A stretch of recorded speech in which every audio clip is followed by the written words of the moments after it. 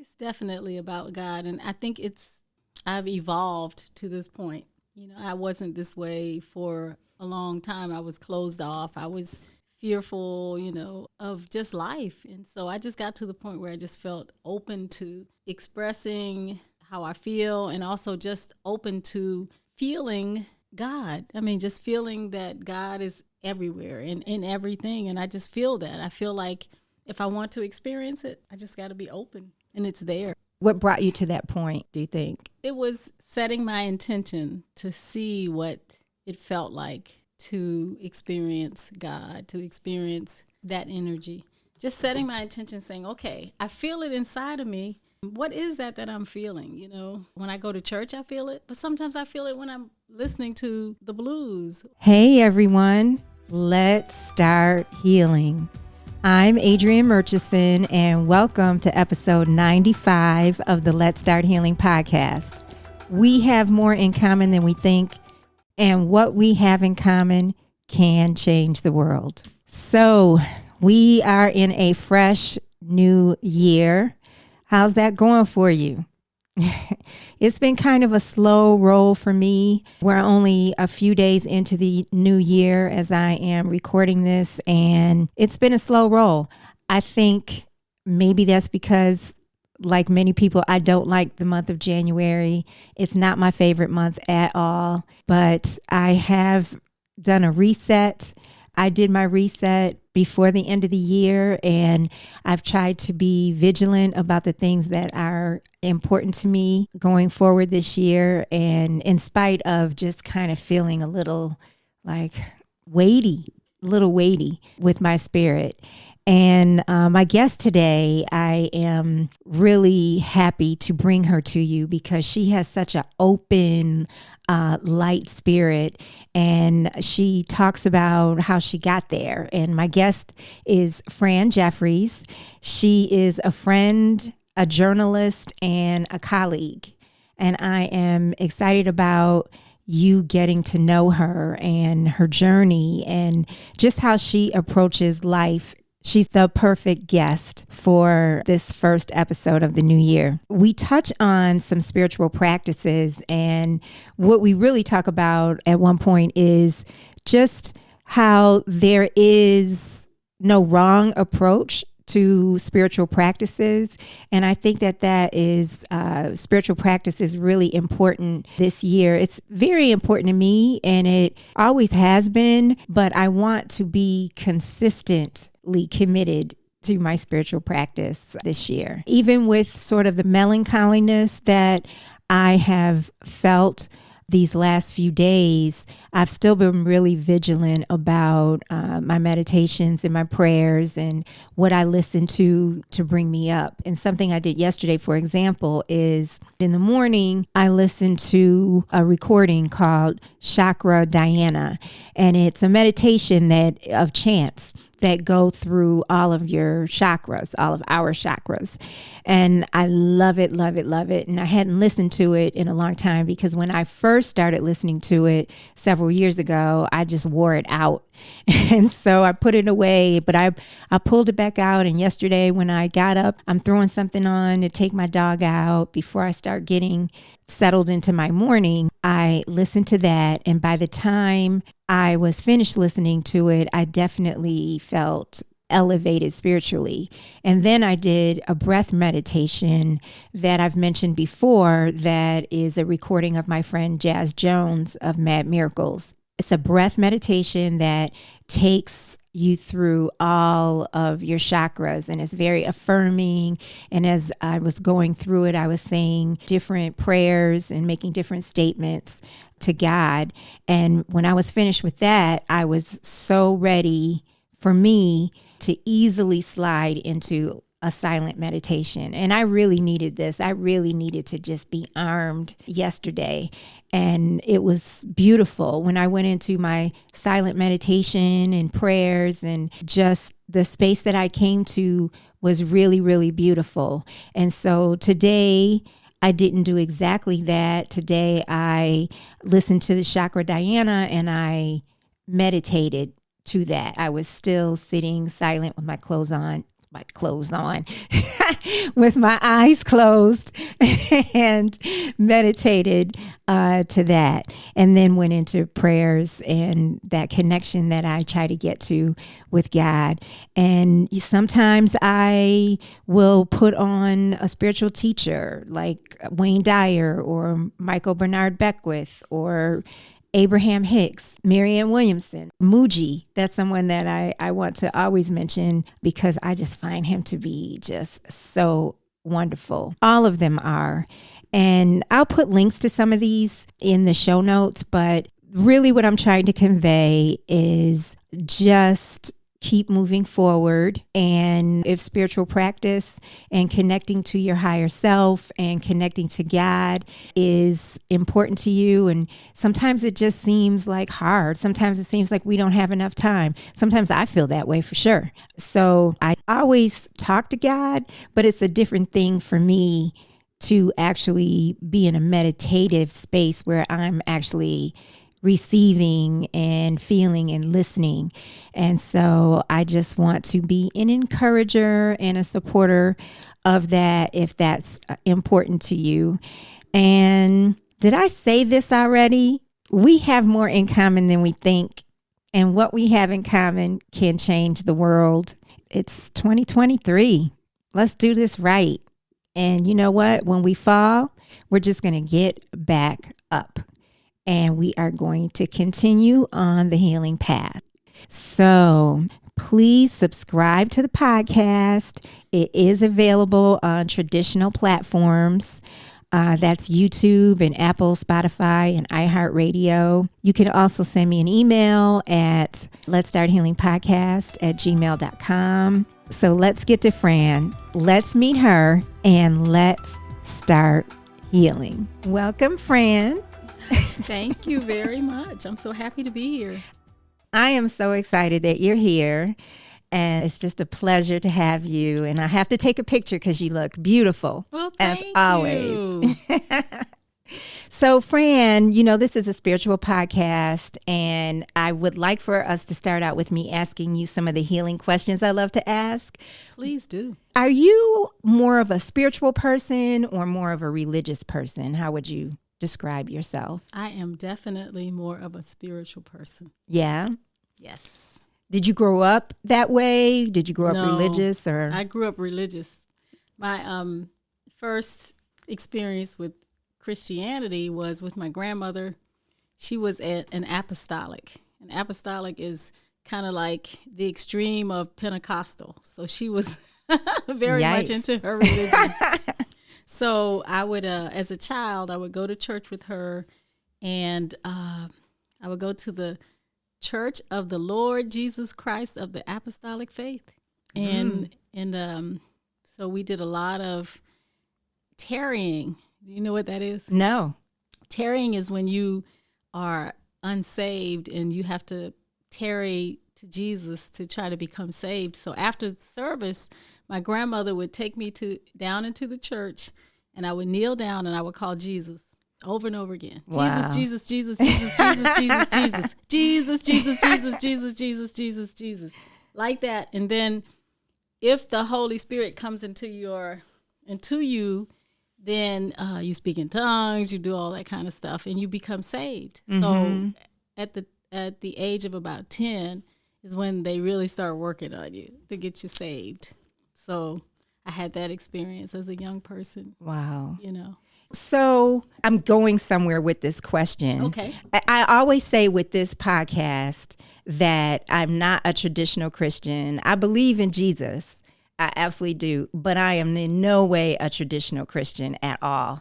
And I have a lot of friends, they grew up just like being forced, like Jesus was forced upon them. Either they have no relationship or they've had to develop a new relationship with Jesus. Do you have a stand on that? What do you think of Jesus? So that was my early experience with Jesus. And I've gone to, different types of churches to experience that. After that experience, I lived with a Catholic family, and so I experienced that. And then there was a time when I just didn't go to church at all, didn't have any type of experience with Jesus. And then I married, my first husband was Muslim. And so I had this idea that I wanted to maintain my religion as a Christian, even though I was married to a Muslim.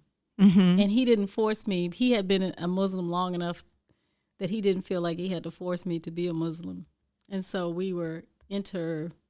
We had an interfaith family. Yeah. And so my whole take on religion is this: whatever gets you through your life is fine with me. I accept you for whatever it is that gets you through your week. I mean, church sometimes, what I liked about the churches that I enjoyed was that there was always a message to get me from Sunday to Sunday. Yeah. And so that was a big reason why I went to the churches where I really felt connected. Yeah. And that would be, Baptist churches or, Catholic churches or whatever, even the mosque. Yeah, I grew up Catholic, but my friends were Methodists and Baptists and all different types of religions, and I would go to their churches, and I would get a lot out of their service. And I was always fascinated, I have to say, with people in tongues, when they would be hit with the whole. Yeah. I was always, at first I thought that wasn't real, and then I thought it was real, and I stand now where I think it's real. But I mean, I've definitely felt the Spirit of God in me, but I've never felt any kind of tongue, but I've felt the Spirit of God. So it's just fascinating to see so many people do that on one Sunday morning. Yeah. Yeah. So I'm a spiritual seeker in that I seek to find whatever unifies all the religions, and all the spiritual practices, and that's usually love. Exactly. I think that. Yeah. So what do you call your divine love? Do you call that person? I'm saying person. I don't mean person. Right. But is that God? Is that sometimes something it's else? God, sometimes the Most High. Mm-hmm. Sometimes it's Spirit. I just have so many names, and I accept and embrace whatever name someone else has for what that is. Mm-hmm. Because I have friends who are also seekers who have different names for it, for that feeling and for that energy. Yeah. And so I just try to stay open. Mm-hmm. I try to stay open to feeling what that is. And to me, it all boils down to love. Right. It all boils down to love.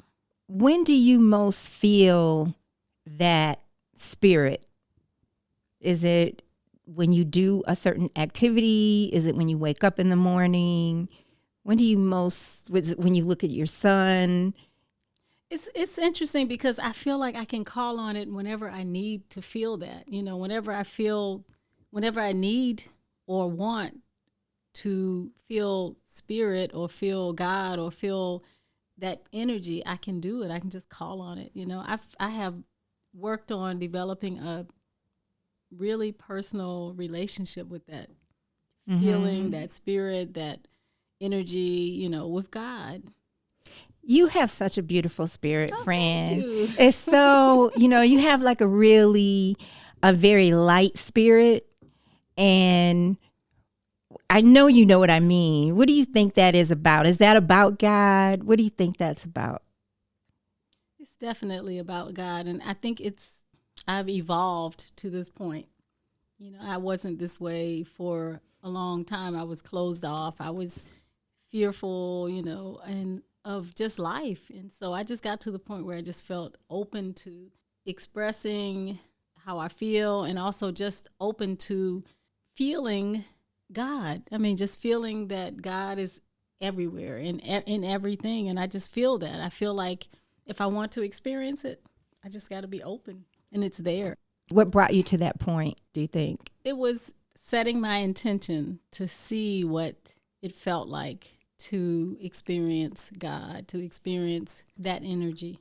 Just setting my intention, saying, okay, I feel it inside of me. What is that I'm feeling, when I go to church, I feel it. But sometimes I feel it when I'm listening to the blues, or when I'm listening to jazz, or when I'm listening to, just really good music. And so what is that?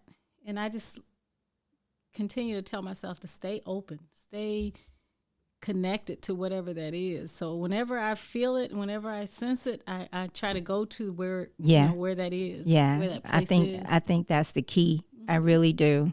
And it's funny that you mentioned music, because there's a Atlanta area jazz place. I don't know if you know it. Do you know of the Velvet Note? Mm-hmm. And when now I've been there twice recently, and used to be there a lot, but because of the pandemic, I hadn't gone so much. But whenever I'm in there and I'm watching the musicians, and this could happen at other jazz places too that I would be at, I really feel the Spirit of God. Mm-hmm. I look at the musicians and I feel like God is working through them in that moment. What they're expressing through their music is it's something that's not human. I mean that in the highest, most loving way. Like there's something that's coming through them. Yes. Yeah. And I say, why don't I come here more often? Why don't I do this more often? Because I'm witnessing God at work, I feel like. Yes. But I just feel that, I go back to what I said about being a spiritual seeker. It's like I want you to, whoever it is, I want you to if it helps you to get to where you want to be, where you are to where you want to be, then do that, And so I remember my grandmother, she was a praying grandmother. You heard of that, right? And she would just every morning get up and get on her knees and pray. And at night she would pray before she went to bed. And, and I just know people who feel strongly about prayer, about their Christianity. And so I don't think there are any wrong answers. No, I don't think so either. No. I don't think that, as long as it's in love. It's in love. Yeah, I agree. What do you think God calls you to do? I usually ask people, what do you think God calls you to do for yourself and others? Mm-hmm. I am asking you that. But I usually ask through your work, but I don't want to confine it to that. Right, in this question. Right. What do you think God calls you to do for yourself and others through your life, through what you may have planned for yourself? So it's interesting you should ask that, because one of my cousins asked me that today. She said, what is your purpose? I feel as though, and what I told her is that my purpose, I have many purposes. And one of them is to help my son as he transitions in his life to where he wants to be. Also to help other family members to break some of the generational curses that we have in our family, And so I feel like I've lived my life in a way where I can say, look, you can do this, There's a lot of alcoholism, drug use, just a lot of intergenerational trauma in my family. Same here. And so I feel as though one of the things that I can do is to just be a demonstration and say, look, we can get through this. We can be better. Our next generation, can have better lives than we did, Mm-hmm. And so I just try to always be available to the youth in my family, mm-hmm. The ones who want to improve, be better, have better lives. I'm always just there to say, you could do it. Right. Because a lot of times there's a lot. I could just give you example after example after example. I got a call from my little niece the other night. She's actually my great niece. And she's in college. She's a sophomore, first in her immediate family to go to college. And so she was going through some changes. And so I was there to support, to say, you can do it. Just don't give up. Challenges as far as school goes, as far as her parents, and just trying to find her way. Yeah. A lot of my nieces and nephews, I have 7 brothers and 2 sisters. Wow. A lot of my nieces. So you're one of 10 kids? 10 kids, yes. You're one of 10. You say that so, lightly. My parents had 7 boys and then they had 3 girls. No Same kidding. mother and father. And so your mom was like, I'm not giving up yet. On girls, right? And so my nieces and nephews call on me to say, they see that I've achieved, in comparison to a lot of other folks in my family, I've achieved a little bit of, I don't know what you would call it, success. Yeah, I was about to say that word. A little bit of success. And so, they're like, we want to do better. And so I always encourage. So I think that that's one reason that I'm here, to help to encourage the young folks in my family and the other, everybody in my family, and to help my son, who I adopted. Yeah. As a baby, as a newborn. I don't know if I answered your question. You did. So do you see yourself as, I'm thinking your family sees you this way. Do you see yourself as one of the wise teachers in your family? Absolutely. I'm one of the folks who kind of reaches back and kind of, tries to pull everybody along, and also to just be honest about the fact that I'm not perfect. I mean, I've made mistakes and I make mistakes, but the key is to try to get beyond where you are to where you want to be. Yeah. Just keep striving to get to where you want to be. Yeah. It's interesting. I'm thinking of generations because I see a lot of similarities with myself and you, just like in our like natural spirits. Yeah. And I think about like my parents. Like, I'm different. I'm not so different from my mom, because we were real similar. But just in terms of the times, it's a different time. I have more freedom. I've never been married, so I have more freedom to try to be happy. Mm-hmm. And then now there's my brother's kids are another generation, and they're having kids. Mm-hmm. And so it is interesting to see how, to try to break curses. And I think in some ways we have, I think there's some that are cultural, and there are some are cultural and family. Yeah, like in my family. Yes, there's a lot of, there was a lot of infidelity in my family, which I think has stopped. And then there's definitely in my family, it was alcoholism. It's a big. Absolutely. Mine too. Yeah. Mine too. Yes. Yeah. This is a question that I really love to ask people. Uh-oh. If you, what do you think is your superpower? I like to think of it as, what is it that you think is specific to you, Fran, like your gift that is really a power that you have? That is a really good question. And the word that popped into my head was courage. I am just courageous. Yeah. I, do whatever it is that I want to do or need to do despite the fear. I work through the fear, and I just draw on courage to do whatever it is. When I was in high school, living in Washington, D.C., inner city D.C., I wanted to go abroad, study abroad. Nobody in my family had studied abroad. Nobody had even gone to college or any of that. And so I just had to work through the fear of not ever being on an airplane, never even traveling any place or any of that, outside of, Where did you go? I went to Germany. I lived for 12 months. Wow. Yeah. I heard that Germany is a welcoming place for Black people. Well, that was a while ago, and it was welcoming then. But I would go back. It was a great experience, and those examples of me just feeling courageous and having and working through fear, any fear that I had. Yeah. And just saying I can do this. Yeah. Even though, there's always that little voice saying, "Oh, you can't. What are you doing? What's wrong with you? You can't do that." How old were you, and what were you doing while you were there? You were studying? Studying, yeah. And you were in college? With the family. It was between high school and my freshman year of college.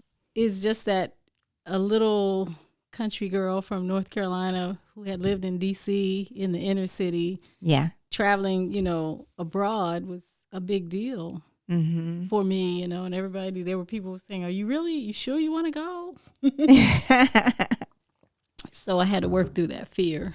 And I've had that throughout my life. Yeah. Even adopting. Yeah. Adopting a child. What made you decide to do that? I wanted to be a mom for a long time, I didn't want to be a mom because I'm from a big family. Yes. And I wanted to, coming from a big family, there's never enough of anything, right? Mm-hmm. And so I wanted to experience just having enough. I didn't want to have to share. I didn't want to have to worry about if I had enough. And then at a certain point, I said, you're supposed to be a mom. You're built to be a mom. Your whole mentality is nurturing. You're a nurturer. You are a nurturer. Yeah. So, you're supposed to be a mom. And I had helped to raise my sister's kids, and had been a fantastic auntie. So I wanted to be a mom. And so, it didn't happen naturally. Was it hard you were single at the time you adopted your son? I was. And was that hard to be a single person? It wasn't you and a husband. Was that process more difficult? Yes. Yep. Yes, it was very difficult. I had gone through in vitro fertilization. I had gone 3 rounds of in vitro. In the 3rd round, I became pregnant.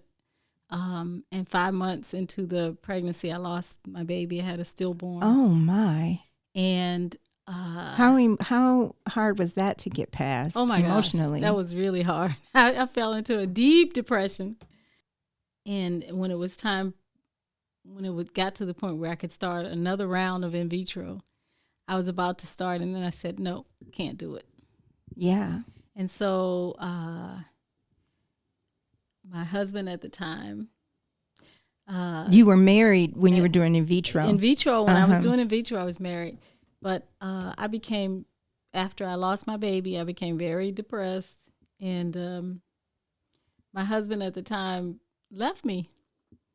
Really? Yes. And he actually left me for another woman who he impregnated. She became pregnant. Goodness. So, yeah, it was really rough. That would hurt. And so... when we were married, though, we had started the adoption process. And so I decided to go ahead and continue by myself. Mm-hmm. And once again, it took courage because I was like, do I really want to do this by myself? And spirit, it's always that spirit in your gut, in your mind says, you can do it. Yeah. Do it. You're supposed to do this. And so I moved forward. And did you adopt your son as an infant? He just turned 18, newborn. Right? He was a newborn. Yes. I met his birth mother when she was 7 months pregnant. Really? And I said, that's my baby. Wow. Did she talk to you about why she felt she needed to? Yeah, she did. And her biggest question to me, we met for lunch when she was 7 months pregnant. And she said, so what are you going to tell him about me? And I said, I'm going to tell him that, you loved him enough to want him to have a better life, and that you chose me, to be his mom, and that, you never stopped loving him. And she's like, okay, then you can adopt him. She liked my answer. How old was he when you told him that he was adopted? He was 12. Was he surprised? No. He's smart. he said he did the math. He did the math. He did the math, and he's like, "You're too old to be giving birth to a baby." What? He's smart. So yeah. Oh my. Well, so tell me about a time when you had a blessing or a miracle from God, and you said you had nothing to do with this. This was completely God. Like, this wasn't anything that you did. So the woman who raised me, her name is Mamie Clark. She is now, she passed away in 2000, the year 2000. God rest her soul. She was my angel. Yeah. She came into my life when I really needed a mother. And it was God kind of putting us together. Mm-hmm. I used to go to, after school when I was living in D.C., I used to go to the recreation center every day. And when I got out of school, I would go to the recreation center. I would sit there, do my homework, just be there, in her presence, day in and day out. And then she finally said, you want to go get dinner? And I said, yes. And she said, ask your parents. And I said, my aunt and uncle, they don't care, because I lived with my aunt and uncle at that point. And she was like, just go ask them. So I walked halfway home, and then I came back and I said, they said okay. And so she took me out to eat, and just, she was one of those wise women, one of those caring women that you find in the Black community, who looks out for kids, yes, like myself. And so she just decided that she was going to be my mom, and she looked out for me. And did you live with her at some point? At one point, she went to my uncle's and aunt's home, and she said, can she come and live with me? And my aunt and uncle said yes. She was married, and she had older kids. And so she made a place for me in her home. When did you say she passed? 2000. 2000. Yeah. And so had your parents passed away, or what happened with your my parents? dad had passed away. How old were you when he passed? I was 9, almost 10. Mm-hmm. So my dad had passed away, and my mom had 10 children to take care of, and she was struggling. And so my aunt and uncle in D.C. said, well, we'll take care of her. We'll take her. And so that's where how I ended up in D.C. Mm-hmm. And but pretty much I was kind of on my own. My aunt and uncle had 7 kids.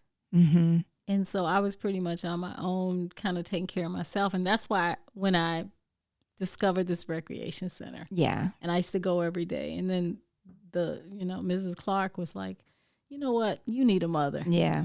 And she became my mother figure.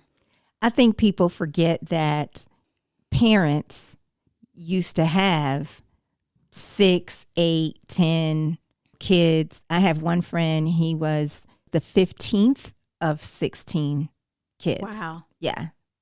But also in the Black community, there's always been this whole thing about, they used to be a lot stronger than it is now, but that whole thing about it takes a village, Right. And so you might live with your auntie or your grandma or your cousin, your cousins, or just some kind person who lives on your block or in your, in your community or from your church or whatever. And so that was not unusual. Is your mom still living? No, my mom passed away in 2001. Did she? Yes, I lost both mothers, 2000. Wow. Did you have a close relationship with your mom?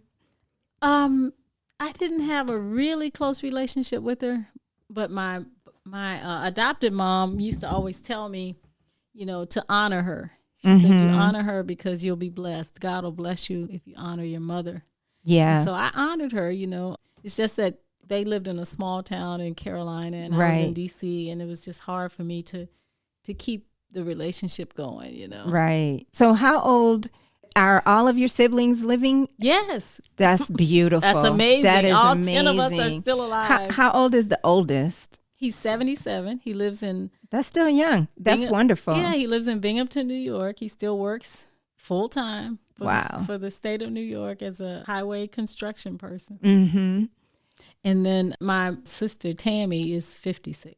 So 77 to 56. Wow. Are you the oldest girl? Yeah, I'm the first girl. You're the first girl. So they had 7 sons and then they had 3 daughters.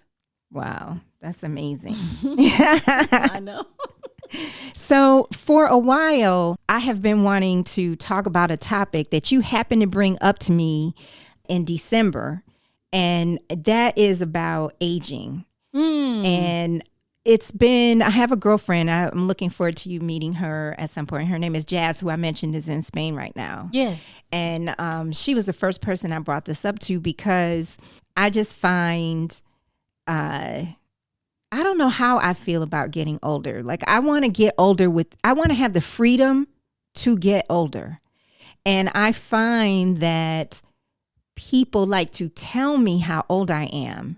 And I've decided that, those people are afraid to die and they're projecting their stuff onto me. Yes. And I just, and I have to say, my mom and my grandmother were very young spirited people, and they were different in personalities. My mother's mother, they were different in personalities, and my mom, she passed at 78, but she was very, very youthful. Okay. What you're wearing. My mom would wear that. What you have on, just very you know, she was just her own person and fashionable and very creative. And my grandmother was that way and very, very strong, you know, also. They both were strong, but in different ways. And my grandmother was going to have a good time. And when I say that, I don't mean she was going to get drunk or anything like that. Like, she was going to have a good time. She was going to do what she thought made her happy and pleased her.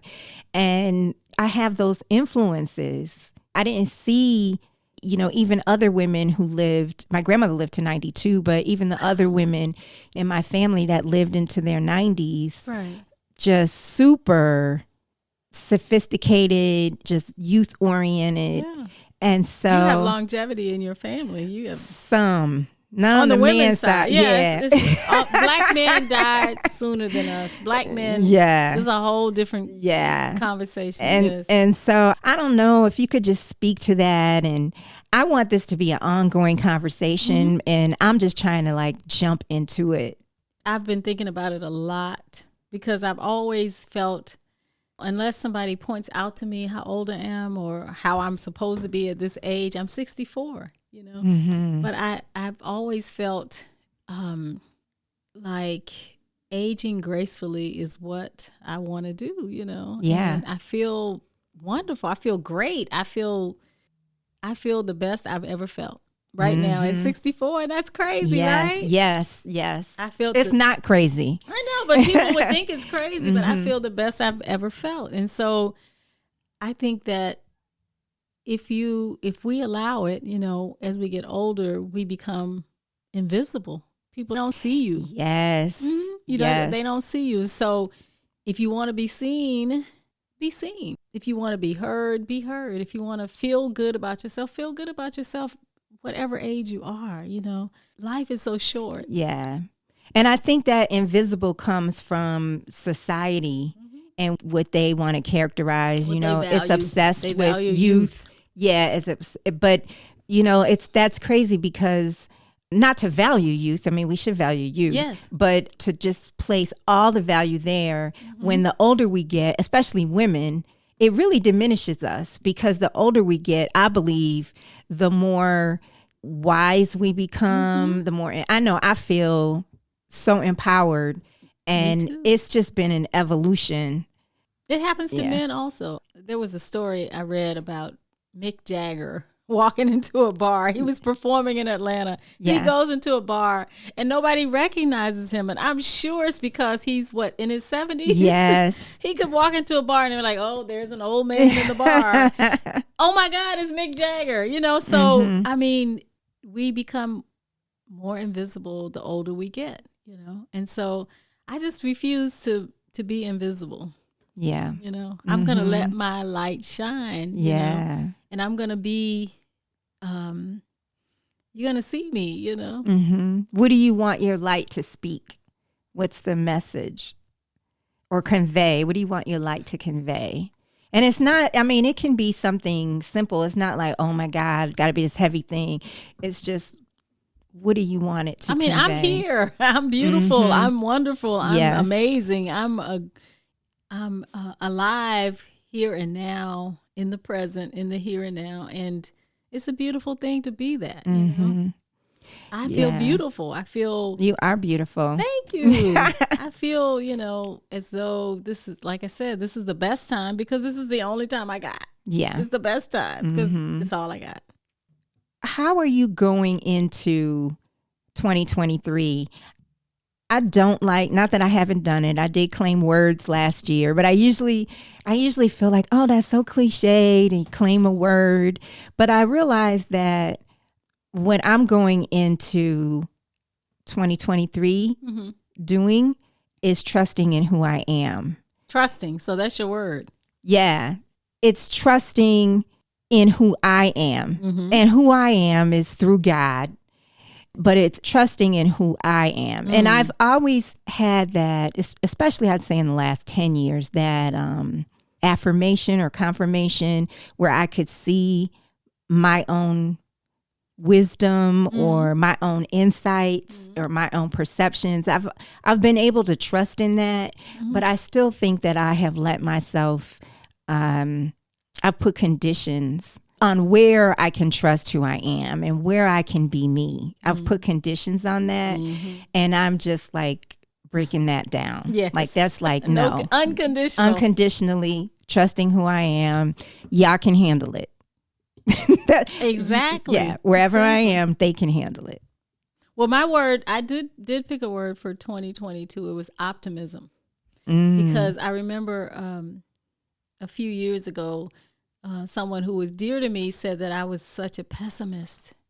And I said, really? Yeah. And I said, and I had to look at that, because whenever someone tells you something, you should at least look inward to see, okay, lean into it and look inward and say, okay, is there any truth to that? What does that look like? What does that feel like? So was there any? Yes, I was being optimist. I was not being an optimist. I was being a pessimist. And so I decided I'm going to be an optimist. And so 2022, that word served me well. I was very optimistic about everything. And that's where the allowing comes in with your optimism.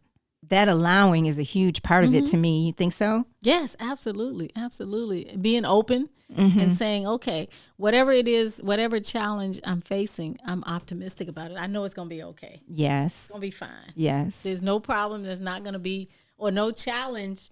Even words are so powerful. So you have to choose your words carefully. So there weren't problems. There were challenges. There were challenges. And so, so I'm optimistic about whatever challenge I face. I'm going to get through it. It's going to be fine. Yeah. And it was, for the most part. Everything was fine. And so for 2023, the word I'm choosing is completion.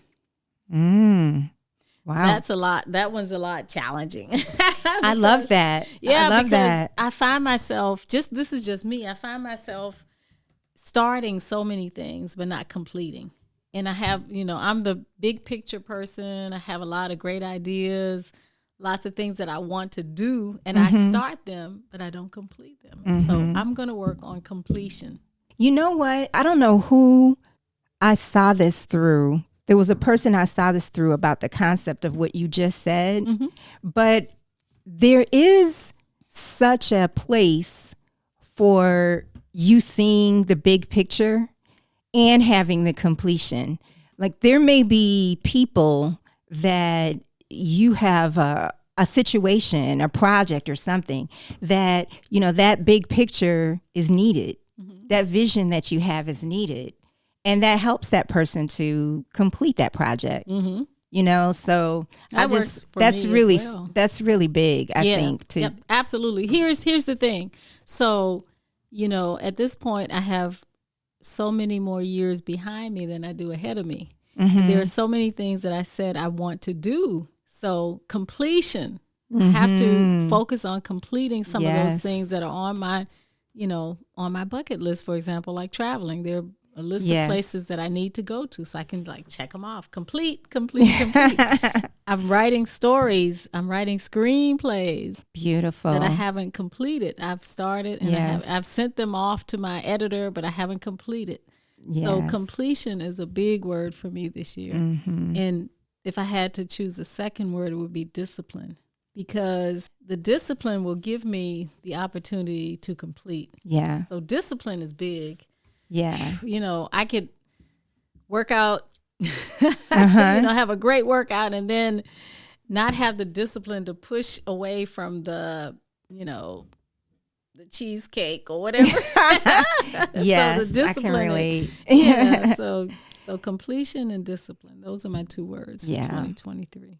Have you heard of the concept of feeling the feeling and then that manifests the thing that we want to have happen, and to allow ourselves to feel the joy of, say, a completed screenplay and what happens, allow before yourself, it happens, right? Yes, allow yourself to feel the completed screenplay. Yes. And I was thinking this week, I was feeling some kind of agita about something. I don't know what it was. I realized there is nothing that could happen that would bring me the feeling or the joy that I would want to have.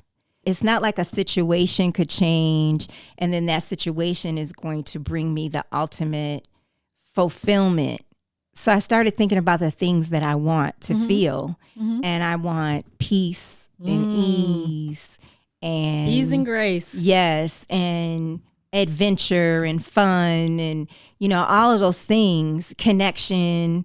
I love feeling connected to God. And that was giving me, like, I was driving down the street feeling, just thinking about these things that this is what I want to feel. Like, this is what would bring me happiness more than a thing. Even though I want a thing, it's not that I don't want things, because I do, but it's the things I just said. It's the words I just said, those feelings. Like, I want the peace. I think peace is the peace and ease. Yes. Peace and ease. Ease and grace and peace. Yes. Like that's, and so I choose peace. So this is probably the biggest thing for me.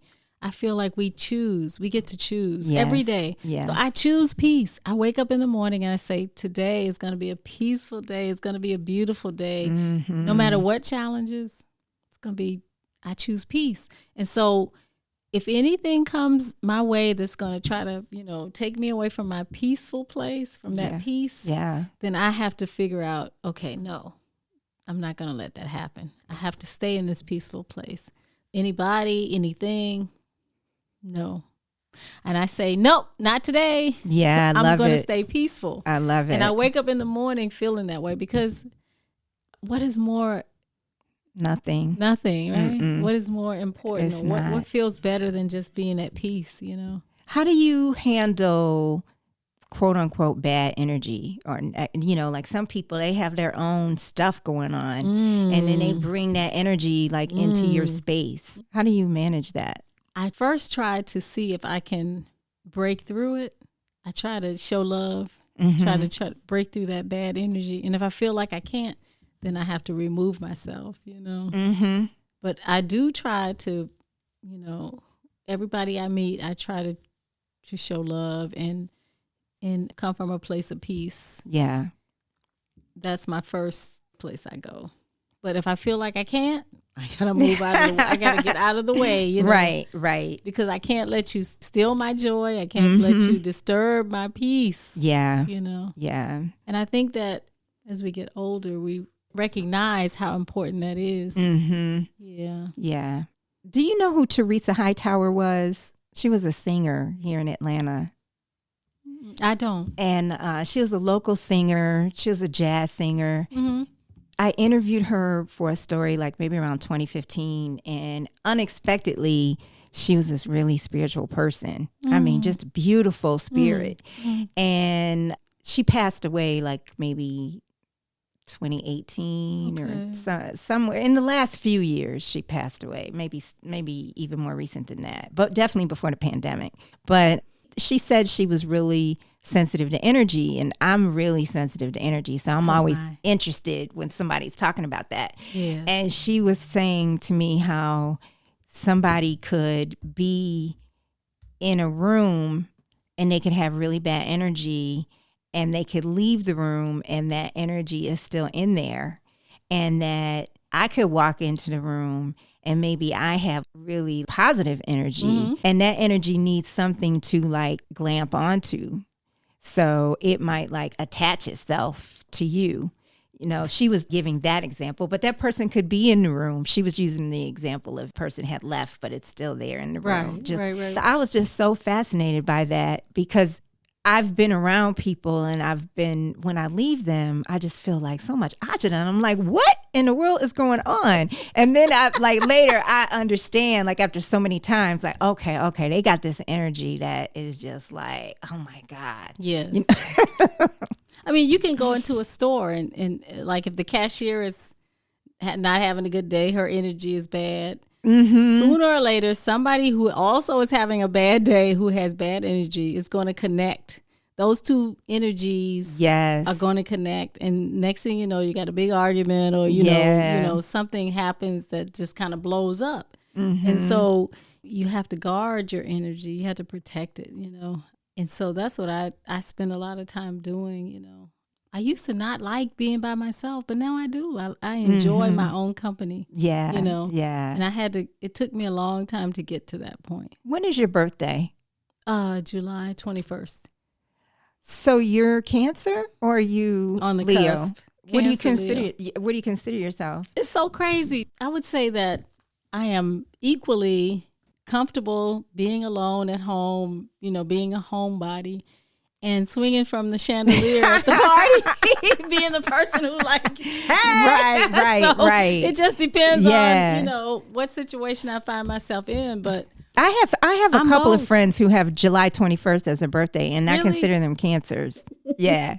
But you might have like, do you believe in astrology? Yeah, So do you know what your rising sign is? I don't. Oh, I'd be curious. I Yeah. know. I'm comfortable being a Cancer, being, like I said, the homebody, but I love a party. Yeah. I love to party. Mm-hmm. Yep. So you got both in you. I got them both. Funny. Wow. Well, so I saw something earlier. I'm going to try to pull it up. I was on Instagram before you came over, and there was a person. I don't even know if I follow this person, but they popped up, and his name is, I have to pull this up, Corey Mascara. And he said that he did 15 hours of meditation a day, I think with a monk for 6 months. Mm-hmm. But he made a list of things that he learned during that time. And so I just wanted to see what you thought. And you know what inspired me by one of these things that he said was... How you spell his last name? Muscara. And Corey is Cory. And one of the things he said is something I think I'm going to do in 2023. He says, which is number 2. Do you see it? He says, I spent 6 months in silence, living as a monk, meditating 14 plus hours a day, no reading, writing, or contact with the outside world.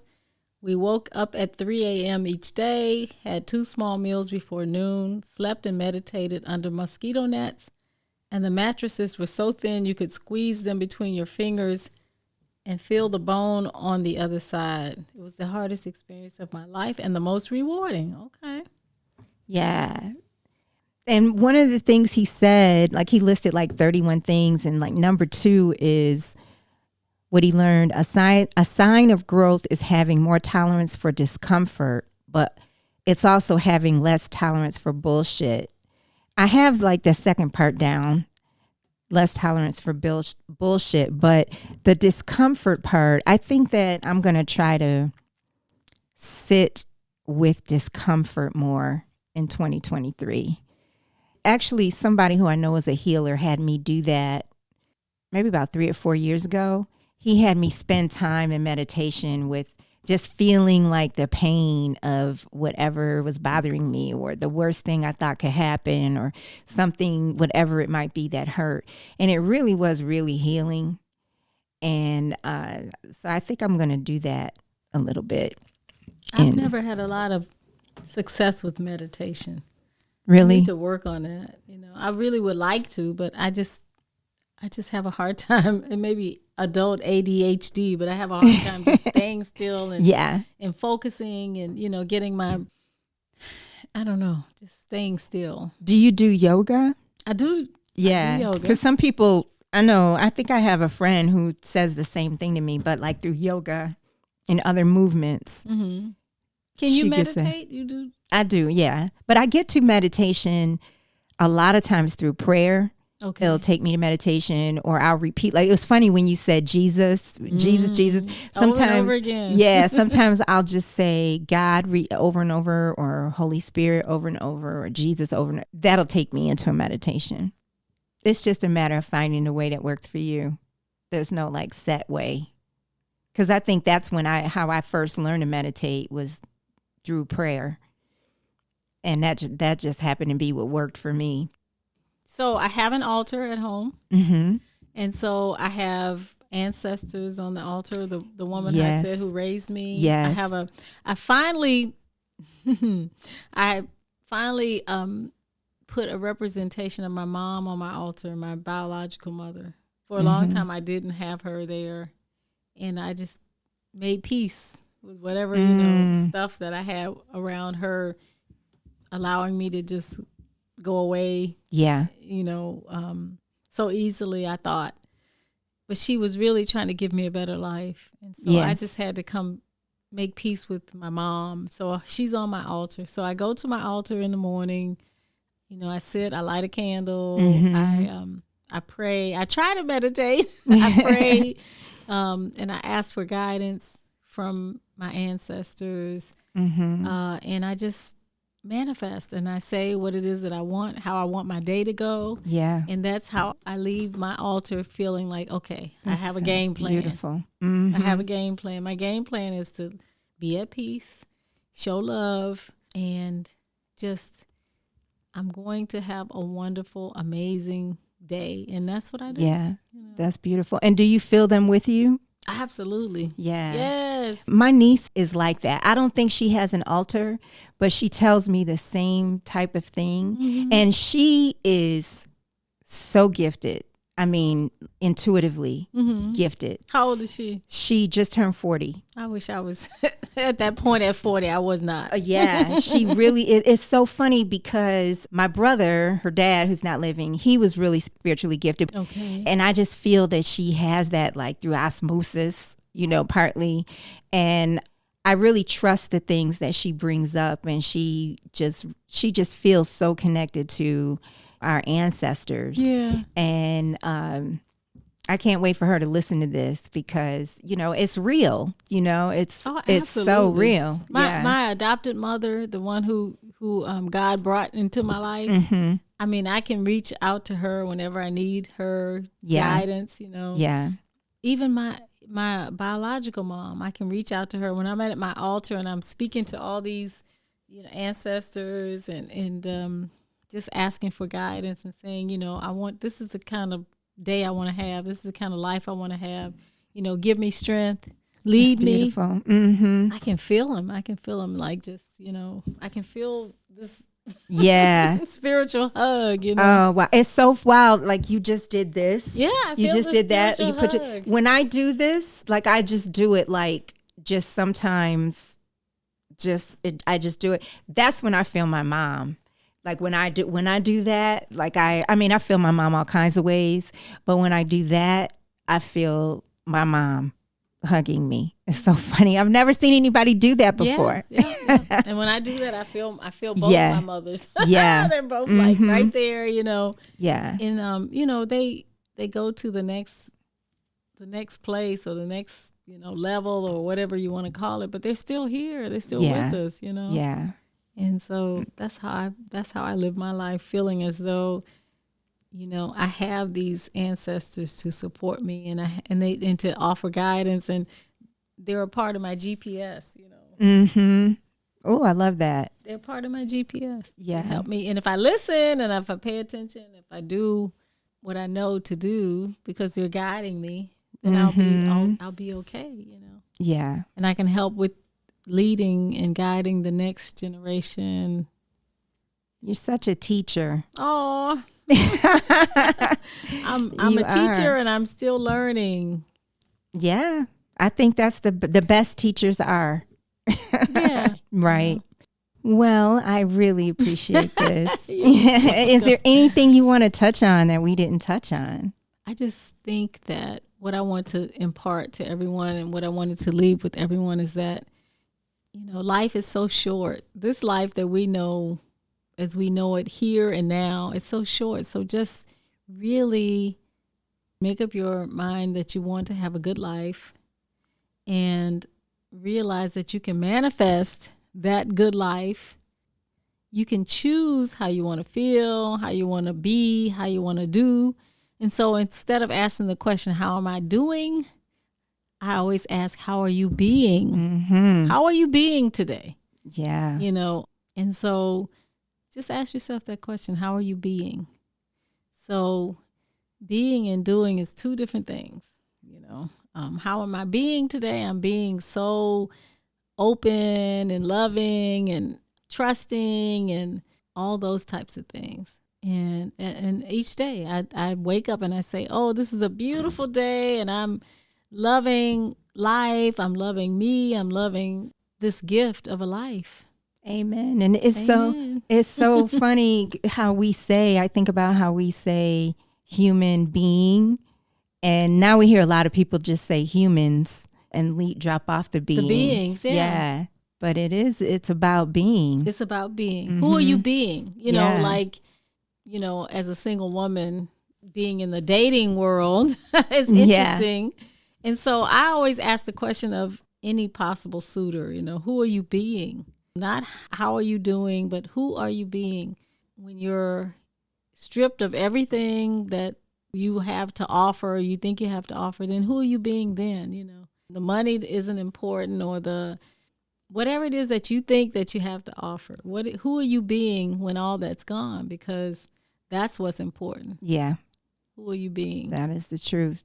That's beautiful.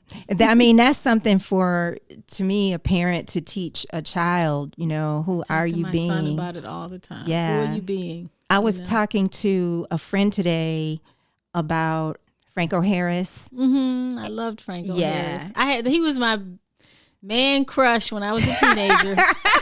Yep. My man crush. Yes. And I was saying that for me, like, just to hear about the day before he passed. Well, he was on a radio show the day before he passed. And he was at a museum where his statue is in Pittsburgh. And so one of the sports reporters was talking about how he engaged with these two teenage girls and how he just spent so much time with them and talked to them and asked them, did they know anything about the 70s, and was just trying to give them some context to the Immaculate Reception and just everything. And then also when he was on this radio show that day, it was spontaneous when he was called to be on the radio show, and he appeared on the show, and I heard a clip from the show with Chris Russo.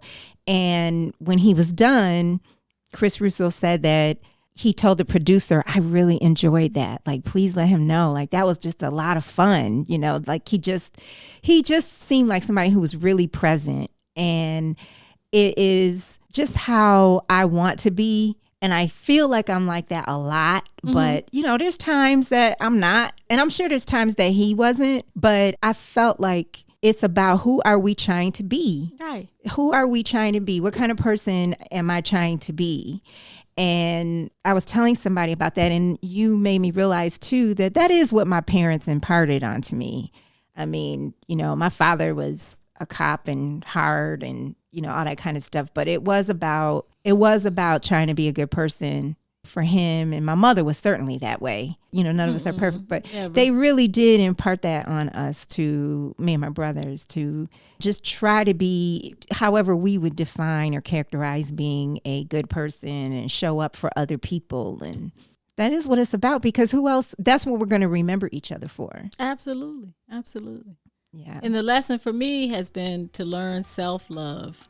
I had no problem giving that love to everybody else. For sure. Sharing my love with everybody else. But did I really love myself? And that's what I focused on, just self-love. Yeah. You know? Yeah. And I feel like I'm a much better person by focusing on loving myself first. And then just kind of like sharing all this love with everybody else. Yes, yes, yes.